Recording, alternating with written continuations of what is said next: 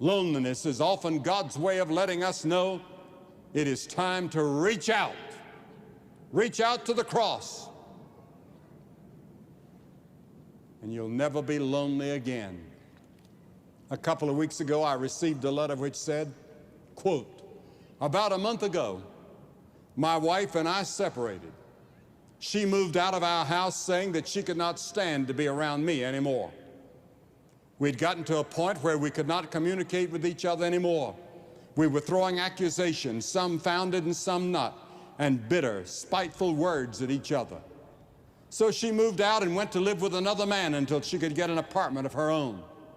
On June the 8th this year, I had come home from work, and after dinner I felt a compulsion to turn on the tube.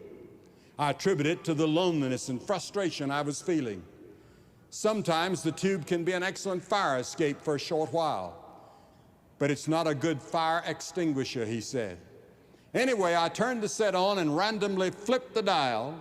The station I had chosen was just announcing the beginning of the Billy Graham Crusade from South Carolina. I don't mind telling you, I was more than a little skeptical about televised religious programs, but I continued to watch. At the end of your sermon, which I felt was directed at me and my situation, when you called those people who wanted to change the direction of their lives to come forward and receive Christ as their Savior, I hesitated, but then I did. At this time, my wife and I are starting to put things back on track. Another one.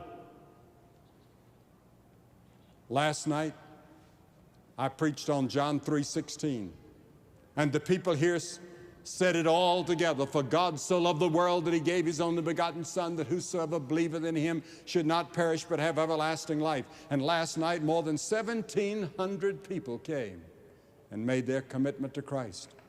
A few weeks ago,